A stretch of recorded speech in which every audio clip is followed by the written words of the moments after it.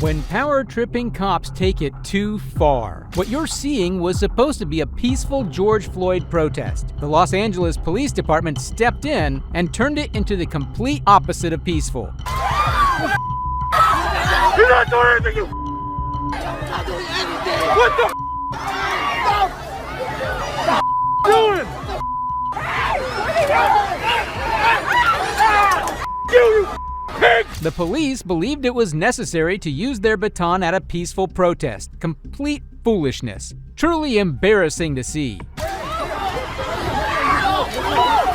According to the police department, everything is a joke to them, just like how they treat these elderly people.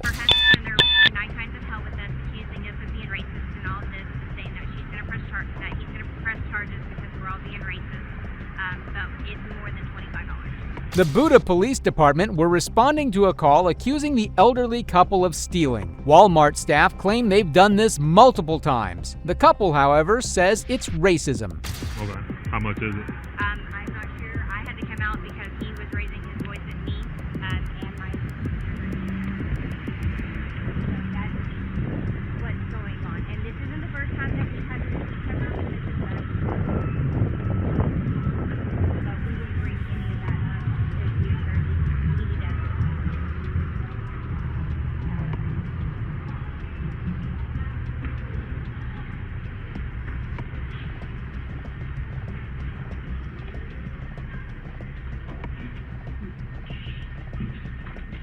Hello.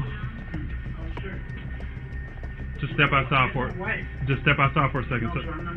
Sir, step outside. I'm done nothing wrong. I'm asking. I'm gonna ask you to step outside. Why would you want to? I'm asking you to step out. I just got here. She said. Okay, either you're gonna step outside, or I'm gonna place you outside, or I'm gonna place you on the arrest for interference. Go ahead. Turn around.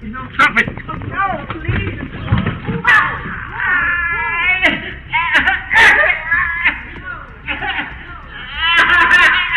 The officer used all of his aggression on the man. Sure, we can argue the guy was furious, but the cop took it to another level of extreme. Call the EMS. Have a seat for me, ma'am. I did not do anything. Have a seat for me, ma'am. Have a seat for me, ma'am.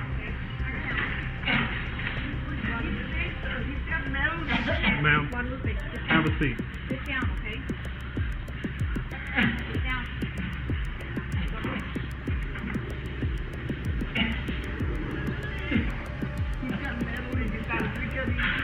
Okay, ma'am, did you not hear me ask him to step out?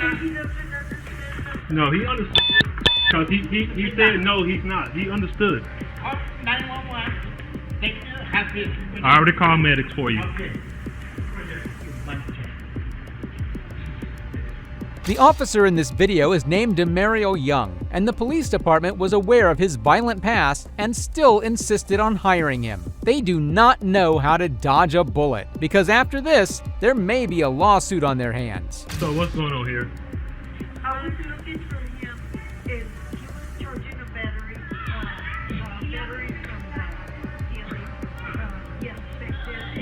and I couldn't find it. So I went out, the guy told me he went outside. So I went ahead my grocery, and I pushed it right at the door so I could see if I could see him. I couldn't see him. When she touched my shoulder, and she said that I was taking off. I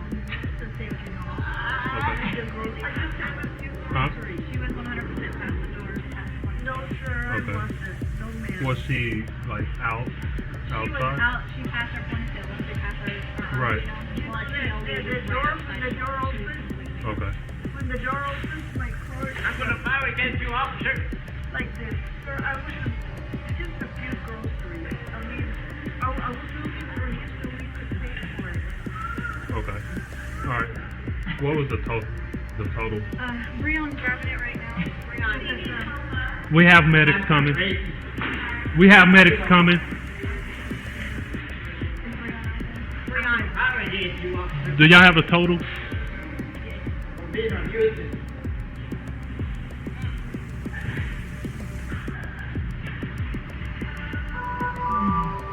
So where's our vehicle parked at? This is the back room where the battery is. They were charging the Okay.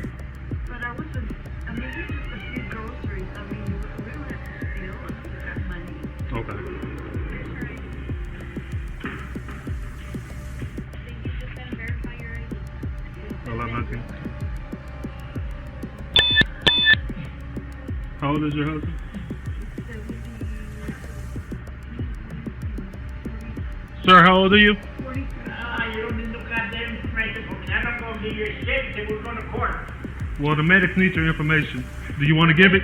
Do you want to give it to me for the medics? For the medic, Correct. when the medics get here. They're asking me for your information now. Are you going to give it to me or not? No. Okay. Can't really blame him for not wanting to reveal his name. Officer Young would have only made things much worse. I don't trust none of you. 40, 43. 70. 43. His name is Juan Martinez. Walmart had zero patience with the couple and flat out banned them forever, ensuring the next time they are brave enough to show, they will be put behind bars. So y'all have the the pictures and all that stuff ready? Yeah, if you want to come back and get it, because it might take a minute. I can pull all the video and everything for you. All right. Would you like us to do that? Yeah, I would need that and I guess a statement from Yeah, whoever. I'll give you a statement and everything. Yeah. Probably what's going to happen, I'm going to release her and just file a warrant. And let her. Basically, what's going to happen is you're going to be released tonight. I'm going to file a warrant and forward this to the DA, which is the district attorney office, and then you'll be contacted by the DA for further action. All right. With you going past, or actually going past the last point of sales. But I was supposed to do it. I was looking for him. Were you outside when you was looking for him? I pulled out because the door is real narrow, so I had to pull it out a little bit so I could see, and I couldn't see him anywhere. Okay. And as I was pulling back, she stopped me. Okay, and where was he at? I don't know. I just found him. You just found him when you got in here? Yeah. Okay. How did he know you were in here? I called him. You called him? Yeah. Okay. All right. Well, that's what's going to happen tonight. If there's any further action or any further contact, the DA will be contacting you. All right. Would you write the statement what I sent to on there? Yes, ma'am. All of that will be in the report. All right. Any questions? No. Okay. We're going to wait for medics to get here to check your husband out. Once he get cleared, and then you guys will be free to go. I have all the shopping here. I mean, you know. Well, apparently they have previous history with you with fake receipts and stuff like that. Or old receipts or something like that. So I'm not for sure. Really doesn't matter at this point. Return? Like, can you return something? I'm not for sure, ma'am. That's all it is. That's all it is? Yeah. Okay. You return something you don't want, you return it back. Okay. Well, that's kind of how it's going to happen tonight. You're not going to go to jail tonight. Like I said, I'm going to file a warrant and forward it to the DA, and then go from there. Okay? I'll just have to wait for them to contact me. Yes, ma'am. If they don't contact you, I will contact you to give you an update of what's going on. Please. Okay? Because, again, if you have a cart full of merchandise. But it was just like cleaning stuff. You know, But- it was nothing major. Okay. Nothing that I want to steal. Well, my God. I mean, it's $167 worth of stuff. So, Well, a lot of it was people that don't see them too. That cleaning thing for the floor. well, I mean, it doesn't. I'm just giving you the Doesn't total. matter. Yeah, the total is well over $100. So, I understand. all right. So we're gonna see if the medics are here and then go from there. All right. The medics finally arrive at the scene to take care of the elderly gentleman. Walmart needs to do better at taking care of their shoppers.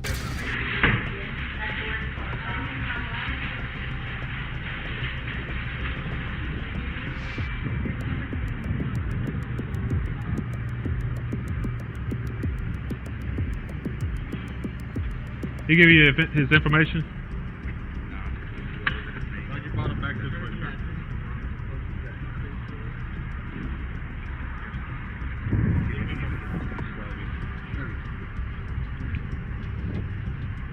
Is your back here laid down flat? Lay down flat.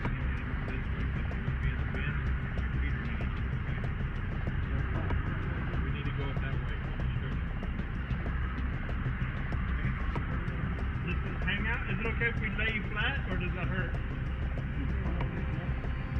Okay, flat is better. Okay, we'll lay flat. Right there. Okay. No problem, sir.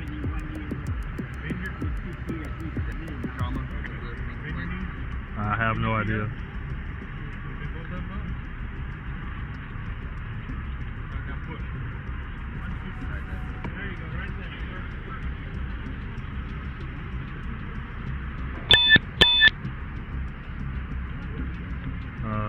Juan Martinez.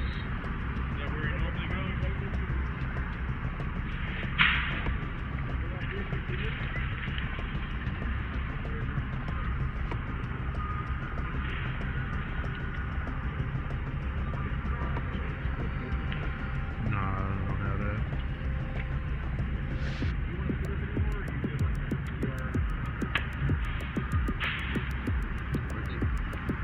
082943.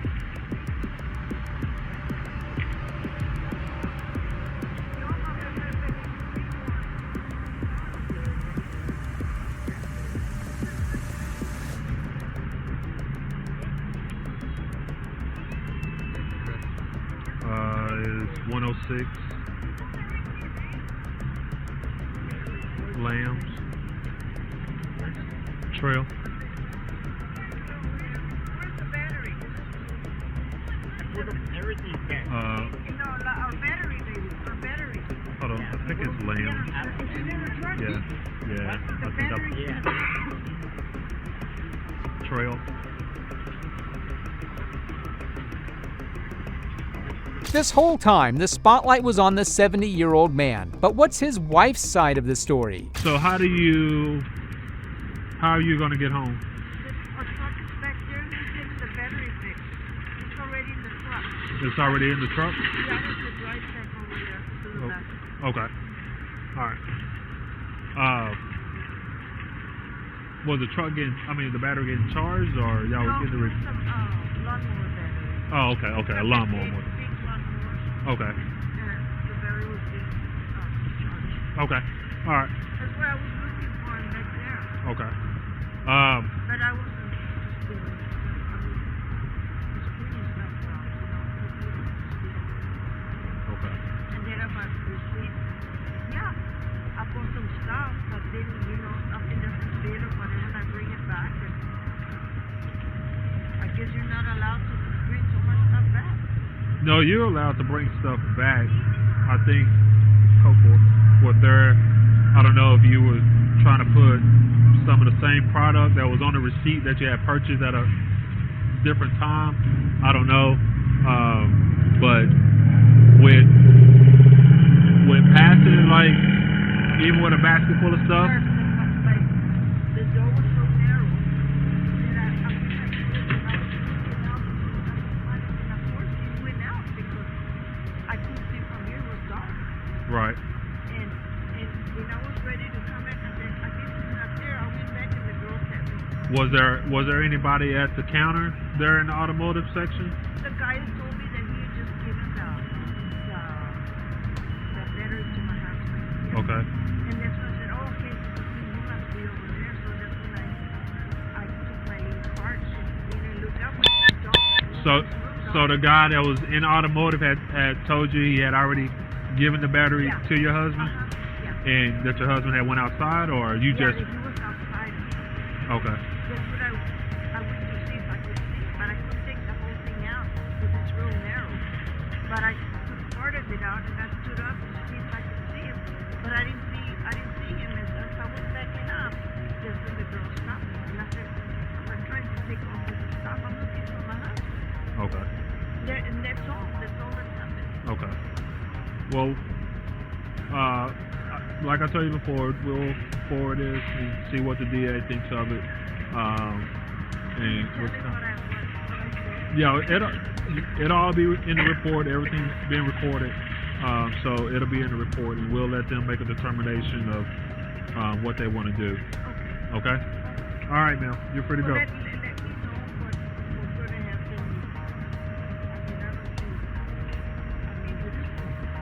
Huh? We don't wish to play. Okay. All right. Thank you. And from here, the couple is out of their hair. I truly hope these two got unbanned. They could have been right about the interaction being racially motivated. Hopefully, the lawsuit brings them great things. This guy here, he's raising Cain because they got his wife detained, and the AP girl comes out. He's already giving them Cain, so he's already heated. I get here, I'm trying to figure out what the heck is going on. This dude is all in my grill. Hey guy, I need you to step out. Let me figure out what's going on, and then I'll talk to you. Well, this is my wife, and yada yada yada. All right, sir, I understand that. I'm gonna ask you to step outside again, or next step is I'm gonna put you outside, or I'm gonna take you to jail for interfering. So he said, well, go ahead and take me to jail. Okay, well, go ahead and turn around. So I go to grab him, and he starts doing all this. So I just put him outside, and of course he's gonna fall to make a scene because he don't like us. So that's pretty much what happened. I went to go put him outside, and he fell on his elbow. That's where the cut is from. Look at Officer Young trying to save his own ass and redeem his reputation. He's taken care of, getting all computer work done. So. All right. So he's not gonna go. Yeah, he's Steve. one days. Steve. Is that Steve? Okay. All right. Well, let me get in and wrap this up. Try to go. Who's working with you now? Alvarez. Yeah. So. All right. Huh? Hopefully we won't see each other. Yes, sir. All right, guys.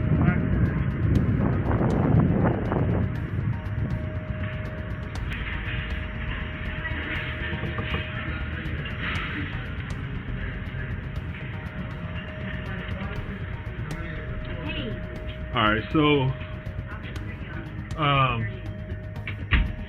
apparently the guy back there, I don't know who, she didn't tell me who, she said some guy back there had told her, I guess he knew who she was looking for, and he told her, well, he already put the battery in the truck, and that her husband had went outside. So do you guys genuinely believe her intent was to steal the product? Yes, because she had all of the medicine already wrapped up in an actual grocery bag and tied shut. Oh, this medicine? Yes, all that medicine. Okay. She had it in a bag, all tied shut, like she already paid for. Okay. She put it all in the bag. Okay.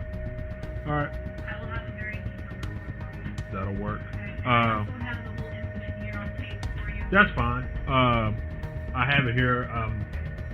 Like I told the medics, he was already hostile, heated. He was calling me racist.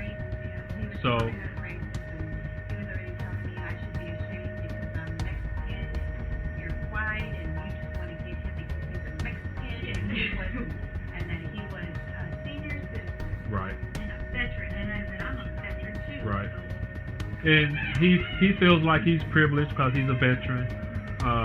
my dad is a veteran. I respect that, but at the same time, you should have some respect for other people too.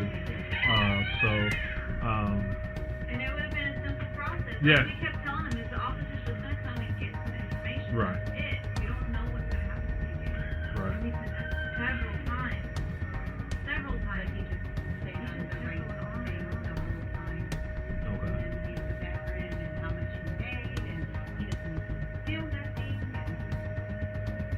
Okay. Well, I'll definitely make note of that in the report. As far as his What a huge disaster. Regardless of being right and wrong, getting physical with the guy was a terrible decision. And if you thought the way the officer was treating the couple was disturbing, wait till you see the disturbing discovery these officers make next. Found something in my son's closet wrapped in a plastic bag. Okay, what was it? I think it's some human food. It's a what? He pulled the knife, all sorts of stuff. He said there was blood all over. But then things started unfolding. We saw blood on the bumper. Is it okay if I do a demonstration? Oh, yeah. This is him. I was strapped on top of him like this. Okay. And he couldn't fight back. It was actually surprisingly easy. He was saying, "What are you doing? What are you doing? Why? Ah!" And I just kept on stabbing his neck. They thought they knew what to expect. They were dead wrong. These police officers made chilling discoveries that no one could have predicted. And before we get into this dispatch call, fair warning to the viewers, this case is not for the faint of heart. 111 is John. What's the address emergency? Hi, there is an emergency. I found something in my son's closet wrapped in a plastic bag. Okay, what was it? I think it's some human food. It's a what? I think it's a human head. Why do you think it's that? Because it looks like it's all an ear. Is it bloody or does it like anything like that? I just told you to come. That's why I had to take a picture and send it to you. What's the address? Is your son there now? He just pulled up. We wanted to make sure he was here before we called. How old is he? 19. He's had a little bit of a fascination with the morbid, but he was channeling it, I thought, into becoming a crime scene investigator, but not so much. Do you think he's going to be cooperative with us? I don't know. I don't think he'll be violent. Just came back from his friend's house. Does he have any weapons in his room, or do you guys have any in the house? I don't know. I think that he has a shotgun, but we can certainly remove it immediately before he gets in his room. He's out by the car now, so. Is the bag still in the closet? No, it's in my kitchen sink. And there's a secondary bag that I have not opened. Mesa County officers arrive on scene later that day to find Brian Sr., Terry, Brian Jr., and Brian's brother Andy standing in their driveway. Police confront the 19-year-old directly. So, parents have some concerns of some stuff they may have found in your room? Yeah, I believe so. And what would it be? A human head and hands. Like, for real human head and hands? Yes. From? That fellow who went missing recently. Which fellow was that? Warren Brown. Warren Brown? When did he go missing? The night of the 27th. The night of the 27th? Okay, and how did you end up with him? With what? Why would you have done that? I've always wondered what felt like. Okay, where did you do that at? Underneath the bridge. Which bridge? The one past. Okay. Near the weird intersection. Okay. Do you have anything on you that's gonna cut, poke, hurt, stick me anything without reaching for nothing? Don't reach for nothing. My phone and my wallet, that's it. Well, I'm gonna have you face that way, put your hands on top of your head for me real quick. I just wanna make sure you interlace your fingers for me real quick, alright? Phone? Okay. How do you know this guy? They told me that was what was in the wallet. What do you mean that was? No, fine. How did you come across this guy? How'd you come across the gentleman? I was driving. Uh-huh. And I saw a strange shape near the railway. Uh-huh. So I parked my car and investigated it. Okay. And I found it to be a man sleeping. Okay. Where's the knife at? It is in my sunken car. Well, it's in my car. I had that previously sunk. Okay. This is going to be an investment, and I'll take it from there. Okay. So, did that happen when you crashed your car? Or is that totally different? That's related, but a different event. Okay. How's it related? Well, when I killed him, I tried disposing of his body by putting it in the river. But I parked too low in the river. And where's the rest of his body at? Huh? Where's the rest of the body at? What parts? The body, Brian. Where's his body? Down the river. Okay. I'm gonna have you walk over here. You're gonna sit in the back of my my partner's patrol car for a minute, okay? He didn't even try to hide it. Surprisingly, Brian Cohey did not resist and was unsettlingly cooperative with the police. In a small slip of the tongue, Brian reveals his true nature. You said your name is Brian? Yeah, I'm not feeling too well. You're not feeling too well? All right. No, these past few days I've been very, very anxious. That's understandable. So what we're going to have you do here is I'm just going to have you sit in the back here, okay? I'm going to turn on the air for you in a second. That way you're not too hot. Are you a hot-blooded or cold-blooded kind of guy? I am very cold-blooded. I prefer cold. Well, no, actually, sorry, hot-blooded. Hot-blooded. So you prefer the cold. Okay, fantastic. All right. Now it was up to the deputy to actually verify what this cold-blooded killer was telling them. Can you walk me inside, please? Let's walk you off through this happening there. Okay. Let me do it. You go inside. Well, let's stay out here with me for a minute. Let's sit down. Come on, sit down, dude. Can I go in there and verify here first? Oh, yeah, please. We haven't seen it. Yeah, we okay. haven't looked at it. It's under the towel in the sink. Okay. Yeah, and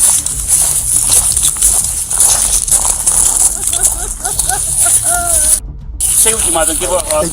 Just make sure that guy goes in the car first. I can stay here. You can go in the sink, right? Well, the sink okay. right there. No one's anything. House is empty. Okay. We had a bad feeling about what happened this weekend. Okay. And she said there's a bag in this closet, and she opened it up, and she called me and said, get over here right now. You might want to call investigations. So, oh yeah, I asked him what was going on. He said, I killed a guy. I stabbed him. That's his head. I dumped his body in the river. So I guess this guy's name is like Warren Brown or something. So, all right, I'm gonna secure the house. And he said there should be hands and the head's in the sink. The body is in the river. So, what's that? Yeah. What's that? Oh, does it sound by my voice that it looks real? It is. So, okay. I can't imagine the shock the officer felt. This wasn't the Mexican cartel they were dealing with. This was a crazed teen. The police then questioned Brian Sr., and he told the officers the whole gruesome story. Friday night, late in the morning, our phone rings at my house. Dad, this is Brian. My son Brian. Same name, same birthday, January 10th. My firstborn. My car's stuck in the river. Wait, what? So we go there and he gives us a song and dance, how it was a full moon, he wanted to pull down into the water. And next thing you know, since it's a one-wheel drive, we tried to put it in reverse and the car started sliding, and next thing you know, he ended up in the river. So we get there to pick him up, we call the police at 2 o'clock in the morning. My son put his car in the river. So they called a tow truck company, we called 4 tow truck companies, couldn't get the car out of the river. Where's the car? Blood all over the bumper. Where is the car? So we towed it to Scotty's to see if they could fix it. So I called Scotty's and said, don't touch it. Okay. I already called him and said, don't touch it. Nothing was taken out of the vehicle. Yes, I did. Yes. What did you take out of the vehicle? I cleaned it up, bottles, everything, incriminating stuff. Do you know where that stuff is? Yes, it's all at the house. It's all at the house. Yes, okay, yes. in a bag. No, I didn't know this had happened first, so I'm thinking I'm going to get Brian's car cleaned out, we're going to get it all fixed up, call Scotty's, they're going to start it up. Right. But then things started unfolding. Okay. We saw blood on the bumper. We asked Brian, Brian, what's this from? Oh, I think I cut my finger. Okay. What else has got on? I found a wallet, so I'm going through the car this morning, and there's a wallet in the car, and I'm like, Brian, whose wallet? Oh, I found it at the boat ramp. And where were you going through the car this morning? Because it was at my house. Okay. We towed it to my house. Oh, so now it's at your house. It's at my house. It's not at Scotty's anymore. No, when I found out I couldn't start it, I called the tow truck company, and they towed it to Scotty's this morning. Oh, so they just got it. Okay. Car was towed there, and I'm like, well, I started pulling out bottles, this, and I'm like, Brian, why is there a knife in your glove box? Dad, I don't feel safe. Okay. So you touched the knife? Oh, absolutely. But the knife was underwater. The car was underwater. Right, okay. So I pulled everything out of the car. Okay. And all of that stuff is in your garage? All the stuff's at my house. Okay. Yeah, so as I was pulling it out, I'm like, what the fuck? There was also body cam footage of the whole incident where officers questioned the mother and the father about some very odd findings. Hey, quick question for you. Sure. So the back bumper, I don't know, you can probably see it from here. It's a lot of red on the back of that. Yeah. Dripping down it all a little bit. Right underneath the license plate. A little area right there. Okay. Okay. A lot of red. Which means looks like blood. Blood? Yeah. don't know if did your son hurt himself on his way out at all? He might have, he just didn't know it. I don't know. That's why I'm asking. It's a good question. He's at home. Is he make sure he's not got a cut or He's going to bed. something out on him somewhere that he's not aware of? Maybe because his adrenaline was a little high. Maybe just have him do like a self-check. Make sure he's okay. Hello? Brian, are you okay? They see blood on the back bumper of the vehicle. Really? Yeah, did you get hurt? No, what? Are you sure you don't have any injuries? No, I'm fine. There's blood on it? We're not sure. We're not sure. It's a red, something red underneath the license plate. Similar blood stain. Oh, no. Alright. But you're not injured. You don't have any cuts? No, I don't know what would cause blood or whatever it is on the bumper. But you're not injured? No, I'm not injured. Okay.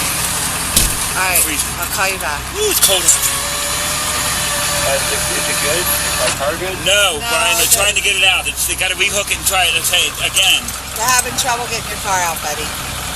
On his way to jail, as if he was excited to see the place, Brian willingly led the officers to where he committed the crime, and all doubt officers had would be cleared when they would get to the scene. Like right there under the bridge? Or This side of the bridge. Behind one of these support pillars. okay. Stuckwick. Yeah. Because there's an arm. Hey.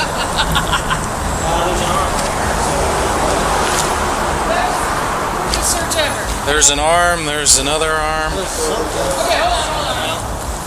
Do some pictures. Start right now. There's another one. I don't have a clue. Okay. This is like something out of TV. Yeah. Just having a discussion with the deputy chief about how these kids don't have any remorse.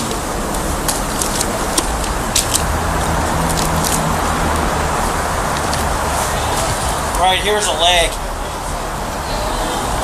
So that could be the upper arm or a leg. Well, there's 3. There, and there. Pieces down there, I mean. A patrol guy to yellow tape it and then hold it, because the potential is that there's a secondary by the boat launch. Yeah, I would think so. Well, we can if run you out wanna there go, and look at that, and then if you guys, we can just ask for a. I'm switching to primary, hold on. But if we can get the lab out here, that would be the best thing. Yeah, get forensics out here. The crime scene was just shocking. This is what people see in horror movies, body parts everywhere. After taking Brian to jail, the police first interviewed his parents, and both had some shocking things to tell. Tell me about Brian. Does he have any kind of mental issues or disabilities? We were told he has ADHD. Okay, so we put him on ADHD medicine. He detected it during the summer or weekends only when he was in school. Okay. In middle school, he started exhibiting antisocial behavior. Okay. Just saying things to get kids riled up.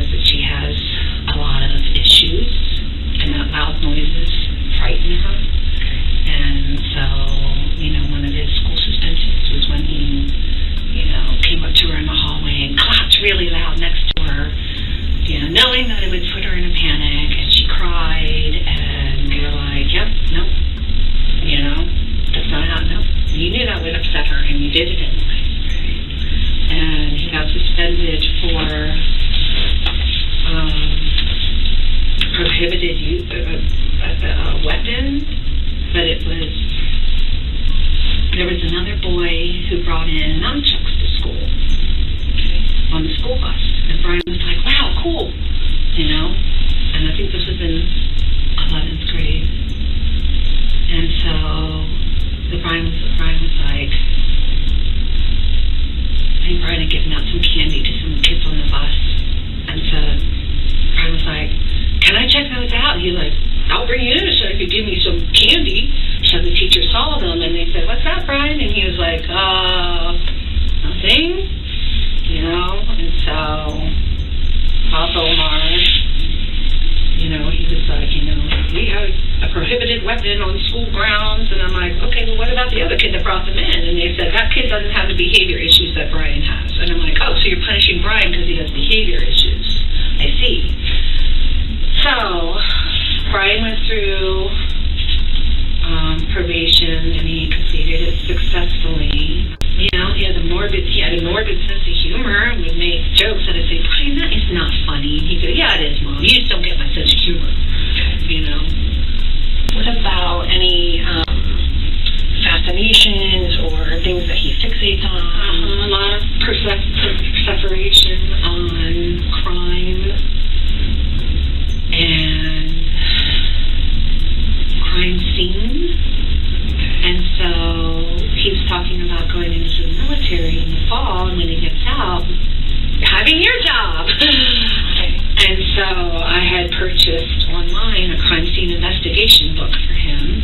You know, it's like ones that they give. You probably read it when you first started out in college. And so I gave that to him, and I was like, so here, Brian, you know, let's channel that curiosity into something positive that you can affect a good change in the world. And he's like, yeah, that's my plan, Mom. Brian's fixation on crime scenes really took a dark turn, because what the officers found under the bridge earlier was nothing less than morbid. Brian's father, on the other hand, had no idea how his son could turn out like this, and his concern right now was something else. I have the same name as my son, and now this has happened. I need to move to Mogadishu or something, because this is going to kill my family. How do I know this guy's family's not going to come after us? Well, I mean, there's lots and lots of... I don't know how this is going to unravel. Sure. For the sins of my son, I don't know what's going to happen tomorrow. Right. And my wife is just a mess. I mean, just take it one day at a time. That's all you can do anyway. And I know there's lots and lots of unknowns and lots of stuff we don't know. It's going to take us days and weeks to sort things out. So try not to panic in the meantime and think too far ahead. Let's just think about... No, you guys are in charge right now. Terry and I have decided we can't do anything until we're out of this. Until you guys say, okay, you are released. You know, right now we can't do anything. Well, and you know, we can't go anywhere. I'm not working anymore. She can't have any more kids anymore. Everything's over. It's all done now. It's over. Our lives are totally over. She runs a license in-home daycare. She can't have a license anymore. I don't think that's true. Oh, okay. Well, her parents, when this hits the news, all the kids are going to be pulled out. Maybe. So yeah, everything's going to go belly up here. So if things are going to change, I don't know how it's going to change, but I got a feeling Grand Junction's no longer going to be our hometown because my name's been trashed. He's obviously very sick because we've noticed weird things about him. Some days he gets cold. Just he looks at me and he has this cold look on his face, and I can just tell that I don't know if it's from his friends that he's hanging out with or what, but. Tell me about some of the. I know he's had some issues in school, but tell me about Brian from his childhood. Very growing up. He was good growing up, but I think they diagnosed him early in elementary school with ADHD because he would, he had trouble meeting friends, trouble talking, doing funny things. So he was always kind of on his own. He was a loner. He had friends, a certain amount of friends, but he wasn't like, hey, he wasn't accepted very well. Okay. In school, he wasn't accepted, I know that, but he's got friends that he hangs around with, respectable friends, and we just thought, but it just seems like not friends that would ever, not those kind of friends. Sure. Clean, good friends. Okay. The worst they have is they play video games. They drink too much Pepsi. That's my only complaint when all his friends come over. They stay up too late. None of them are. I don't know what happened. I don't know why. What made him go? You know, and I'll never know that question. I don't know how many times you want to ask me. I don't know why, who, when, where. I don't know. I'm just as in the dark about this as you. So I'm like, okay, it's a car started for Brian. He's got to work. So right away, I popped the hood, unhooked the battery because it was dead. Tried to charge the battery. I started going through the car, vacuuming out all the water. Did as much as I could Saturday. Went back out there this morning just to continue. And I opened the glove box and there was a knife in the glove box, underwater. Okay. The glove box is full of water. Very large knife. Okay. And then as I go around the passenger door, I open the passenger door and there's a wallet in between this door and the gun or whatever. Okay. And I open up, that's not Brian's wallet. It's frozen solid. That's not Brian's wallet. Before we get into the police interview of Brian Cohey, let's first rewind a bit and talk about the first report police received of Warren Barnes, the victim of Brian's crime. This was when he went missing before his death. And if you've ever been downtown, you guys would see him. He looks walks familiar. Main Street. Yeah, he's does. always. Brett probably knows him if he's talking to him. He's always on Main Street, just with his backpack, just walking and coming down to the shop to sit in his chair, pretty much. How do you know Warren? I own Monique's Bridal downtown, and I give him a chair to sit and read his books. Is it a homeless gentleman? He's not homeless. He stays in a place. He pays for a room every day. He comes back in the shop because we keep his chair inside the shop to deter other people from sitting in it behind my shop. He works for a company that does just like temp agency, and they were the ones that actually contacted me because he's never missed work, and they know that he sits behind my shops. So every morning it's around 6. Yeah. Without fail. Without fail. 7 days a week? Yes. He is there every morning. All by himself? Yeah. He's the nicest guy ever. Rough looking, but he is the nicest guy. And he buys Pall Mall Red 100s every day and a donut. But I know he goes to the library a lot as well, because he, like I said, he reads books. Loves to read. So you said, what raised concern with you today to report him missing? Because the people already called to see if I had seen him because he didn't show up for work, and he's never once not shown up for work in the 4 years he's been working for them. So I said no, and that I hadn't seen him since Saturday. I don't know, I just have a really bad feeling because it's unlike him. And that's the weird thing is I said, I'll see you tomorrow. He said, I'll be here, I'll see you tomorrow. And then I didn't even think about it when he wasn't there, really. Does he ever have anybody sit and read with him or No. next to him? Does he mention talking to anybody? No, he doesn't associate with a lot of the transients because he's not like them. He's very intelligent. I don't know why he's homeless. I never really got into why he chose, I'm sure you asked him. Did he ever talk about his family or where he came from? So he has, I believe, at least one child, but they don't talk. Okay. And he said that they talk maybe once every 3 or 4 years on a holiday, but that he hasn't spoken to So he them, probably didn't go for a visit. No. He wouldn't have, and if he was, he would have told the people ready place he wasn't going to be there for work. He was very all about having that so he could afford his place to stay. Warren was loved by the community he was a part of. He had a life, he had friends, and he had a passion for reading. All of that was destroyed by a vile monster. This next part is especially hard to watch because of how easily this madman describes his crimes. I murdered someone. Okay. But how did you get to my office? Well, the police drove me here from my mom's house. Okay. You said you murdered someone. I did. Did you know the person? No. No? No. I was driving one night. I was in a, shall we say, bad state of mind. Okay. I saw a strange shape by the railway tracks, so I investigated, and it revealed to be a homeless person sleeping. Well, I presumed homeless, because he was there. Okay. So, I stabbed him to death. Okay. Then decapitated his head and hands and arms. Okay. I then took the head and put it in my car trunk along with the hands in bags, plastic Ziploc bags. I took it back to my house, cleaned off the knife, tried to hide the head and hands, removed the trash in my car that was stained in blood. And then I tried sleeping. However, I was quite stupid, shall we say, because I decided that's too much evidence. The body needs to be dumped in the river. So I took the body in the trunk, drove it to the Blue Heron drop-off point, and unsuccessfly dumped the body as I parked too low down the ramp. The ramp is mud and dirt, so unless you have four-wheel drive, you're not getting out. And I was unable to get out, and my car flooded. Let's see, I killed him just after 11, February 27th, 2021. And then I dumped the body. I tried to dump the body. I'm trying to remember the time exactly. It was 1 a.m. Okay. And yeah. So that sounds fascinating. What do you want to know? To start back at the beginning and go slow and tell me as many details as you can remember. So, because I mean, I'm already going to jail for this 15 years probably.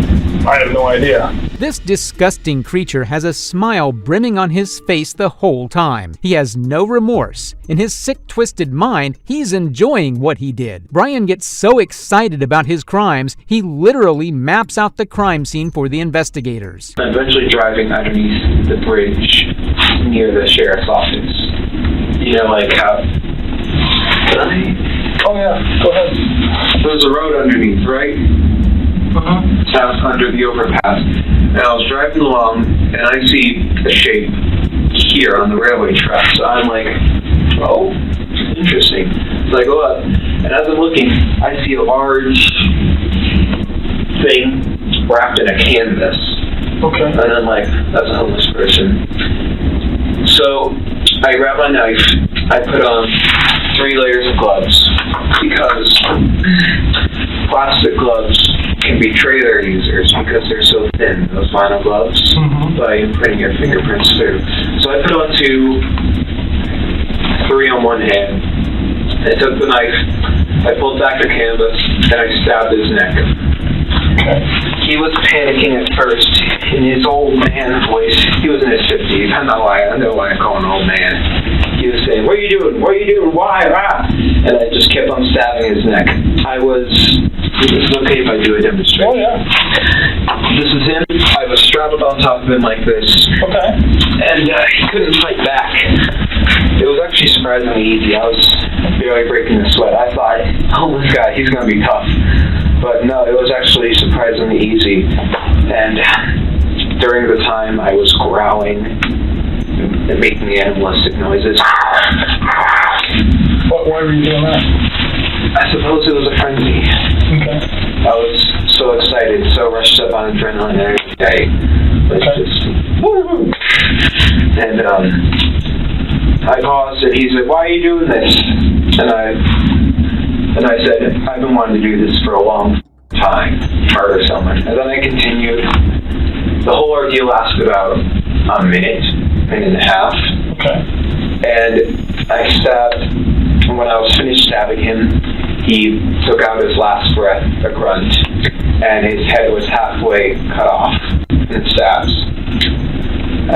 All the while, no, actually, after I killed him, I just couldn't stop saying, "Stinky, dirty, dirty, stinky, stinky." I wasn't smelling anything, but... And why were you saying that? I don't know. Okay. And, but you remember doing it, so... Yeah. I suppose it was just me speaking out my mind at that moment. It was a pouring out of the mind. Were you worried about, I mean, this looks like it's pretty close to the road and stuff, somebody seeing you or catching you? It was 11 p.m., so not many were driving by. Well, it was behind the pillar. So, like, here's the road. It was here. So people would only see a brief thing here and here. So were you worried about them seeing you? I was worried about one of them stopping. But what did you think could happen if somebody... Well, if they looked, well, it was quite dark under there, so they wouldn't have seen the guy unless they looked.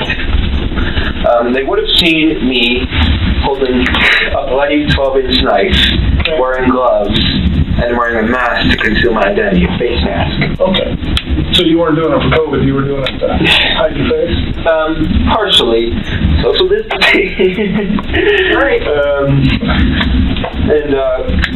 Yeah, but no one stopped. And I'm just like, proves the bystander effect. What Brian has is something horribly wrong in his brain. No amount of jail time would make him into a human being. A death sentence is the only thing that suits him. Brian then goes on into insane depth regarding his crimes. And then I left his body there. And then I took the head, put it in a leftover pizza box from the dinner a few nights ago. And then I took the hands, put them in the back, drove home, hid the hands and head in my room, cleaned the knife, threw away the garbage with the blood on it, and then put the blood wasn't stained, it had splatters on it. I put it in the dish, in the washing machine. What did you put in there? I put the outfit I murdered him in a washing. Wearing, or? Yeah, I was wearing. Okay. In a washing machine, put it on high speed so it would effectively remove the blood. Wash it twice.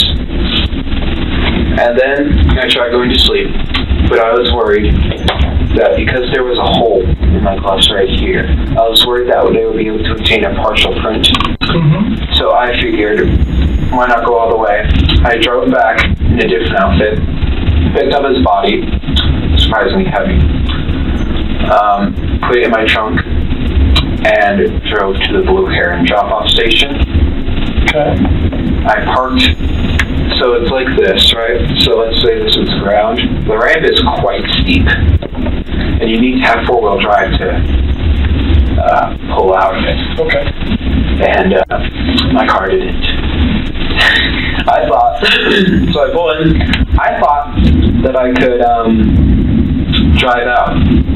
Because I put it in reverse, A, so that it's easier to pull the body out, and B, because the back tires would provide propulsion to push up. Right. And I open the trunk, I take his body out, I put it in the water, and because I don't want fingerprints on a body, so I just try moving it with my shoes. That works successfully. He goes out some part in the river and floats off. Okay. God knows where he is now. Brian then went on to talk about his idols, serial killers. So can I ask you a question? Almost all those people did this for some sort of, whether they had sex with the body or it was some sexual gratification in their mind? Criminology, there's different types of... I'm not a serial killer by no means. But with serial killers, there's different types of them. There's organized, disorganized, visionary, missionary. I'm just wondering what gets you excited about doing it? Well, I'm not really sexually attracted to it. Okay. I was just asking. It was just curiosity, more or less. And you said you studied criminology and forensics and all that? Not college study or school study. It's like a passing interest. I understand. But what, were you worried about, like, leaving evidence behind or being caught? Totally. Tell me about that and what you did then. Well, I was figuring the police don't, this is not to be taken offense, but police, they don't seem to care as much about high-risk individuals, homeless people, prostitutes, etc. So I was deliberately looking for someone who lived that type of life. Okay. And I found a homeless person, and the original goal was just leave him there. The police should get their act together. They heard it straight from the suspect that these were the people the police don't really care about. And that says a lot. The next statement Brian says is even more concerning. Call me weird, but I think everyone has had thoughts of shooting up their school. I didn't know. And then because of that, I suppose I just don't really like people at all. I don't know. So thoughts of shooting up the school to today, what has happened? Well, last year my parents found a kit I had been assembling. It had hammers, shovels, knives, large zip ties, duct tape, saw. That wasn't meant for hurting people. They found it though, and they were ready to call the police until I had to convince them it was via other methods, for other things, like, and it was an ultimatum where if I didn't throw it away, all that, they would call the police, and then I would have been arrested on charges of conspiracy. If you had not been caught by your folks, what do you think you would have done next? With the kid? I don't know. No. Let's talk about like today. If you would have been able to get rid of the head, and your folks did not find it. Well, it depends. Okay. Would you guys have been able to solve it if the body was found in the river, the head and hands were missing, and there were no fingerprints of DNA? Well, we'd like to think so, but who knows? Right, who knows? We'd love to think so, but so let's say we didn't solve it. What happens next? Then what would you have thought of to do next? Well, I thought I would have been very careful, because I would have been worried at any moment this could become a cold case, and then it could be solved later on down the line. So I probably would have done it again, because that was just to see what it felt like. And if I had gotten away with it, I would have just kept the secret to a grave. Brian's trial lasted for 12 days, after which he was sentenced to life in prison. Brian thought he could get away with a murder that wasn't even worthy of investigation, but he was so wrong. And that's all from this gruesome case. If you like crime content, hit like and subscribe. Thanks for watching. And if you made it to the end, you can check this one out too. Swearing? Yes, I've had enough. Get your stuff and let's go. I'm getting my stuff. I'm allowed to swear. It's freedom of speech. You don't remember having a conversation about trying to sell Giovanna? What? I'm just No. asking. No. I would never sell my child.